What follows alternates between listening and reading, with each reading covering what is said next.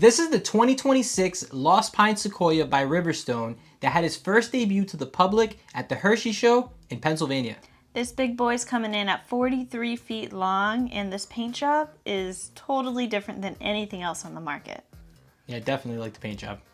As soon as you come in, it's got this beautiful L-shaped couch that also doubles as a bed. So if you're gonna have guests over, that's a perfect spot for them to sleep. There's plenty of outlets throughout the entire camper, and the windows were super large, went all the way to the ceiling, and instead of doing the traditional blackout curtains that are built into the window, they actually went for a curtain style to give it more residential vibes, which is actually the whole point of this camper. It's destination trailer, so it's not supposed to move too much. If you need to move it, you can, but it's kind of a set and forget it kind of situation. I love what they did with the slats behind the TV. They are made out of solid wood. This wasn't like some laminate vinyl situation. There is a soundbar that is included and a built-in electric fireplace, which is nice. Also more of a texture style going around that fireplace, which is a nice little touch.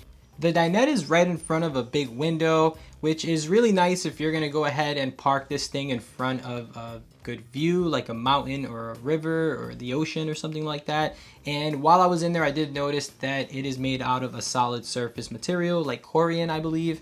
So that was definitely a nice feature for the manufacturer to include. There is even end tables in the living room with built-in storage, which is nice too. Going on to the kitchen, they have this nice blue color in the cabinets. I think it's blue or like a dark gray? Dark Night from Lowe's. Dark Night from Lowe's. That's what we're going to go with. And we did notice that all of the cabinets in this camper are constructed with dovetail joinery. They're made out of solid wood and they're absolutely beautiful. Tons of storage in this kitchen, and if you actually notice, I'm going to pause it here, the right side of the kitchen is that dark night, I'm going to call it, and the left side of the kitchen is this solid wood color oak, would you call that? Yeah, like an oak color. So it was really cool to see how they incorporated two different dual tones. Yeah, I think that was a very badass thing for them to do. And it's bold. Yeah, it's bold. It kind of makes you feel like you're in like a hotel lobby or something like that. So good job to whoever designed this thing. Solid surface countertops throughout. The latches were heavy duty and they did lock into place pretty well. So shouldn't slide open when you're driving. And underneath in the toe kick, they even had warm LEDs in there. A spot for your shoes. I do like that they put a window right in front of the sink, but again, the curtains, not a fan of it. I just feel like they cheaped out. It's going to be a lot of work to get this thing to go up and down, so I just feel like you're just going to end up leaving it closed all the time or open. So again, put some built-in shades, put some built-in screens. It's a lot easier. It's going to be out of the way, and it's going to look more aesthetically pleasing. The cabinets on this side of the kitchen actually don't have cabinet faces, which is pretty unusual to see in a camper given the fact that it moves, so everything you put inside of it will fall out eventually. But the whole reason why they did this open shelving concept is because it is a destination trailer. So in theory, you don't move it with anything in there. I feel like the manufacturer cheaped out in this area. They did it in a tasteful way where it's going to look okay, but this is just going to collect a ton of dust. It's going to be a pain in the ass to clean, and nobody wants to deal with that. Also, if you have people that come over, they're going to see your dishes, so it's always going to have to look like this pretty model, you know, and the reality is the inside of most people's cabinets don't look too perfect. And they did install a Samsung microwave underneath it, which is another way of not cheaping out, so they definitely hit the nail right on the head with this one. It also doubles as an air fryer, so good job to whoever designed this thing. There is a 4-burner stove top and oven combo, which is pretty nice. It definitely gives it a residential style feel, and again with the backsplash behind it, it's going to be nice and easy to clean it up. And also I see that they installed outlets on both sides of it, so if you're going to run like a blender and maybe a crock pot, you're going to have no problem doing that.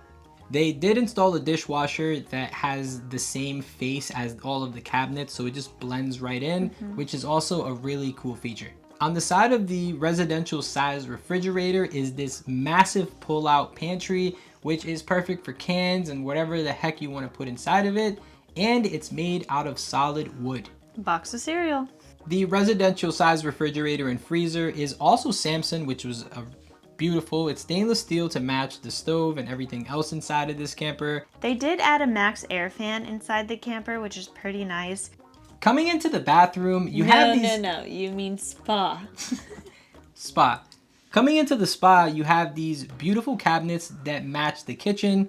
And then right underneath the cabinets, you have a... washer and dryer combo. Right underneath the cabinets, you have this washer and dryer combo. And then you also have more built-in LEDs. And all of the cabinets inside of the bathroom are also made out of solid wood and are constructed with dovetail joinery. I'm not a fan of this sink style. It just seems extremely hard to keep clean and those little grooves around it. So maybe a little silicone underneath would prevent that to be a pain in the ass to clean. But it does allow another drawer directly underneath the sink, which is a plus. Beautiful arch that really gives this, like I said again for the 5th time, a hotel vibe.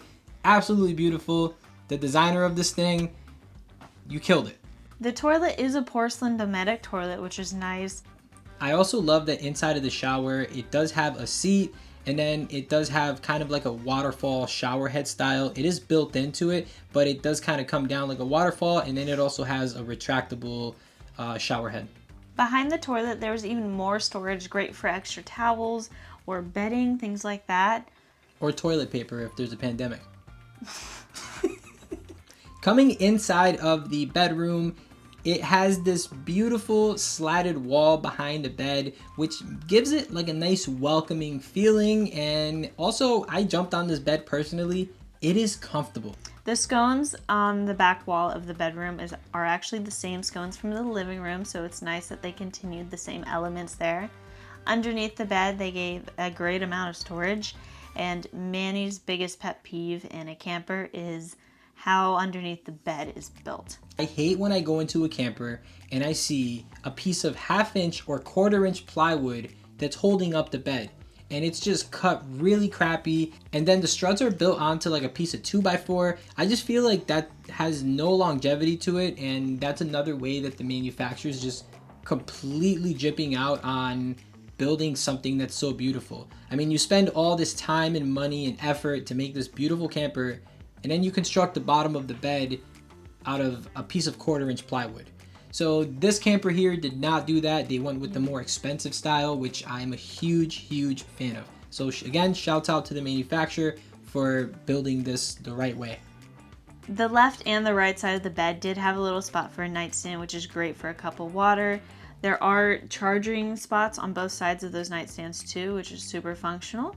It did have a TV in the bedroom, which I hate TVs in the bedroom, but it's okay sometimes. But they did place the TV in a very high spot.